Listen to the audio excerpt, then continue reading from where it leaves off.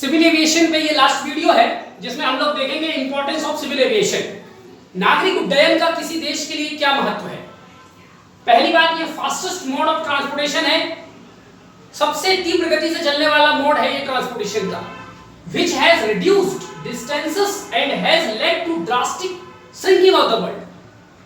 वायु सेवाओं के चलते हुए तो फास्टेस्ट मोड ऑफ ट्रांसपोर्टेशन है, इसके कारण दुनिया लोगों के लिए काफी हद तक सिमट के रह गई है और दुनिया के एक स्थान से दूसरे स्थान तक जाना एयर सर्विसेज के कारण अब काफी आसान हो गया है। दूसरा, जब कभी व्यक्ति के लिए स्पीड और टाइम मैटर करता हो उसकी जर्नी में, तो air transport is the best alternative, is the best option. ठीक है, तो ये स्पीड भी और समय पर किसी जगह पर पहुंचना है।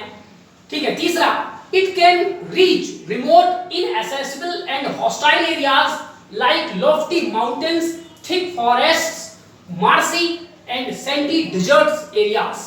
यानी दुर्गम से दुर्गम इलाकों पर भी जहां सड़क नहीं बनाया जा सकता, रोड नहीं बनाई जा सकती, आपका रेलवे की सुविधाएं नहीं की जा सकती, तो ऊंचे से ऊंचे पहाड़ों को पार करके, जंगलों को पार करके, मरुस्थलों को पार करके, दलदली क्षेत्रों को पार करके भी ऐसे क्षेत्रों में वायु सेवाओं के माध्यम से आसानी से पहुंचा जा सकता है। चौथी बात, plays vital role during emergency. यदि देश में कोई इमरजेंसी आ जाए, युद्ध छिड़ जाए, एपिडेमिक्स फैल जाए, फ्लड आ जाए, डिजास्टर फैल जाए किसी प्रकार का, तो उसमें तीव्रता से रेस्क्यू ऑपरेशन चलाना, रिलीफ आइटम्स पहुंचाना, लोगों को एक जगह से दूसरे जगह कैरी फॉरवर्ड करना, मिलिट्री सेवाएं या जो एनडीआरएफ वगैरह होती है उनके फोर्सेस को पहुंचाना, ये सब काम बहुत तेजी से एयर सर्विसेज के माध्यम से किया जा सकता है।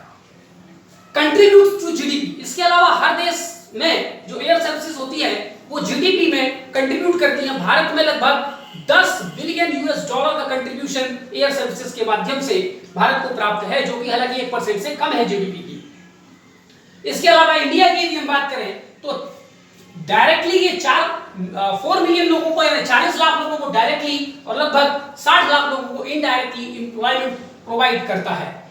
कंफर्टेबल है, प्रेस्टिजियस है और सेफेस्ट मोड ऑफ ट्रांसपोर्टेशन है। कंफर्टेबल होता है, ठीक है, खाना पीना उसमें मिलता है, बढ़िया सब कुछ, ठीक है, और काफी कम समय में। प्रेस्टिजियस है, काहे से आए हो भैया, बोले एयरप्लेन से आए हैं तो एक अलग बात बनती है, और कुछ कंडीशंस को छोड़ दें तो ये सेफेस्ट मोड ऑफ ट्रांसपोर्टेशन भी है। इसके अलावा जिस देश में सिविल एविएशन चलता है तो वहां पर ट्रेड माने एक्सपोर्ट इंपोर्ट दूसरे देश के साथ में, इसके अलावा देश के भीतर भी मालों की आवाजाही एक जगह से दूसरे जगह, कुछ माल ऐसे होते हैं, कुछ वस्तुएं ऐसी होती है जिनका ट्रांसपोर्टेशन एयर के माध्यम से ही, यानी एयरवेज के माध्यम से ही किया जा सकता है, तो ये डोमेस्टिक और इंटरनेशनल ट्रेड में मदद करता है। इसके अलावा उससे रिलेटेड इंडस्ट्री उस देश में डेवलप होते हैं। नौवीं बात, minimum operating cost. Minimum operating cost इसलिए है, हालांकि एयरपोर्ट बनाने का जो कीमत है वो तो काफी ज्यादा होती है, लेकिन उसके बाद हमें कोई ऐसा पाथ नहीं बनाना है जिसपे चल करके, जैसे दिल्ली से सैन फ्रांसिस्को तक जाना है तो हमें वहां तक सड़क पटरी कुछ बिछानी नहीं है, केवल एयरपोर्ट का एक्सपेंडिचर है। तो ऑपरेटिंग कॉस्ट माने इसके लिए कोई रास्ता नहीं बनाना है जिस रास्ते से होकर के एरोप्लेन जाएगा, ठीक है, तो इसलिए इसका मिनिमम ऑपरेटिंग कॉस्ट है। 10वीं बात, स्ट्रेटेजिक इंपॉर्टेंस। जिस भी देश में सिविल एविएशन होता है उसको स्ट्रेटेजिक युद्ध इत्यादि समय में विभिन्न प्रकार के लाभ मिलते हैं, उसकी वायुसेना इत्यादि को बल मिलता है, लोगों को तेजी से एक जगह से दूसरे जगह तक हम डिस्प्लेस कर सकते हैं किसी भी कैलेमिटीज में, किसी भी युद्ध आदि की स्थिति में। इसके अलावा फ्री फ्रॉम फिजिकल बैरियर्स, रास्ते में कोई उठाव चढ़ाव आना है, पर्वत आना है, नदी आनी है, ब्रिजेस आने हैं, पुल आने हैं, ट्रैफिक मिलना है, ऐसी कोई समस्या एयर बेस के साथ में नहीं होती। किसी प्रकार का कोई फिजिकल या मैन मेड बैरियर्स रास्ते में नहीं होता, स्मूथ रनिंग जो है इसकी होती रहती है।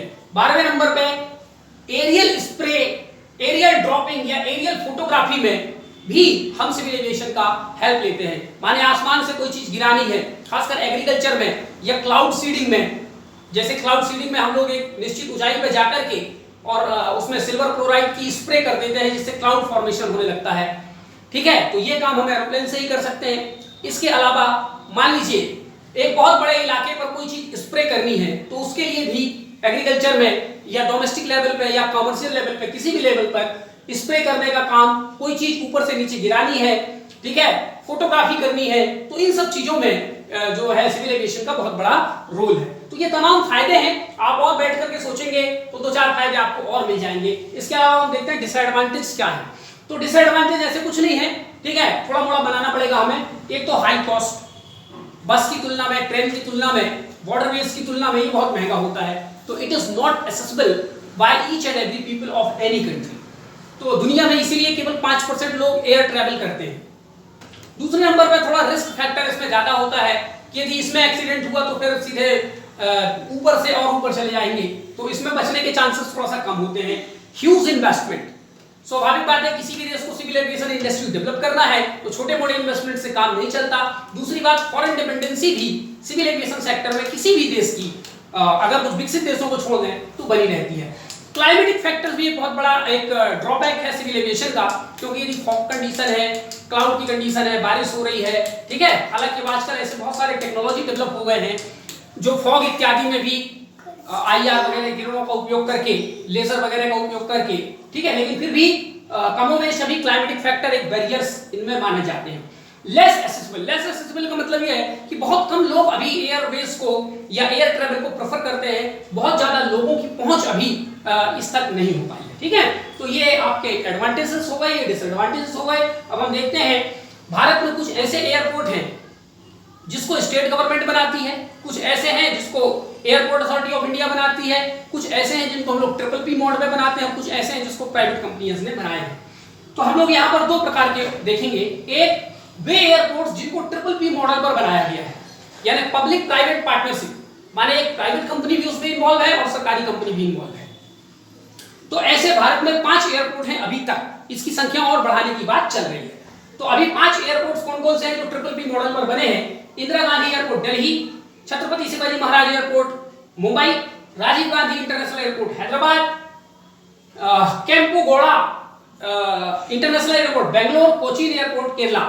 ये 5 एयरपोर्ट्स जो है PPP मॉडल पर बने हैं। इसके अलावा भारत में 6 ऐसे एयरपोर्ट्स हैं जिसको प्राइवेट कंपनीज ने बनाए हैं। कौन कौन से एयरपोर्ट हैं जिसको प्राइवेट कंपनीज ने या तो कंप्लीट कर दिया बना के, या लगभग वो फाइनल स्टेज पे है? Lucknow airport, Ahmedabad airport, Jaipur, Mangalore, Thiruvananthapuram, Guwahati. ये 6 एयरपोर्ट्स ऐसे हैं जिनको प्राइवेट कंपनियों ने भारत में बनाया है।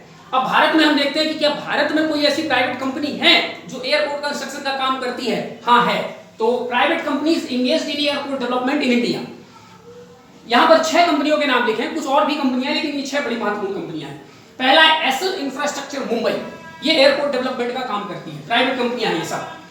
आईआरबी एक इंफ्रास्ट्रक्चर कंपनी है, आईआरबी मुंबई में है। जीवीके हैदराबाद में है। जीएमआर न्यू दिल्ली में है। इनमें से सबसे बड़ी कंपनी है जीएमआर एयरपोर्ट डेवलपमेंट के मामले में। इसके बाद में टाटा रियलिटी मुंबई में है, फिर पीएनसी इंफ्रास्ट्रक्चर आगरा में है। ये भारत की वे कंपनियां हैं जो भारत एवं भारत के बाहर कई देशों में एयरपोर्ट डेवलपमेंट का काम करती है। Airport authorities of India's airport project in abroad, क्या भारत के बाहर भी भारत कोई एयरपोर्ट बना रहा है? हाँ बना रहा है। यदि बना रहा है तो प्राइवेट कंपनी बना रही है कि सरकारी? आंसर है सरकारी कंपनी। वो सरकारी कंपनी कौन सी है? Airport authority of India. Palaly airport Sri Lanka में एयरपोर्ट अथॉरिटी ऑफ इंडिया बना रही है, ठीक है। चलिए इतनी बात हो गई। Indian airbases outside India, Bharat ने भारत के बाहर भी कहीं कोई एयरबेस माने अपना जो वायुसैनिक अड्डा है वो बना के रखा है कहीं पर? हाँ, उत्तर है हाँ। इन 11 जगहों पर भारत ने अपना एयरबेस बना रखा है। पहला है फाखोर और एनी एयरबेस, हम लोग पहले पढ़ चुके हैं, ताजिकिस्तान में, बहुत इंपॉर्टेंट है। दूसरा हमने भूटान में बना रखा है, फिर Nepal, Maldives, Vietnam, Madagascar, Seychelles, Qatar, Oman और मोजाम्बिक। इन जगह पर हमारे जो है एयरबेसेस यहाँ पर अवेलेबल हैं। इसी के साथ हमारा सिविल एविएशन का चैप्टर कंप्लीट होता है।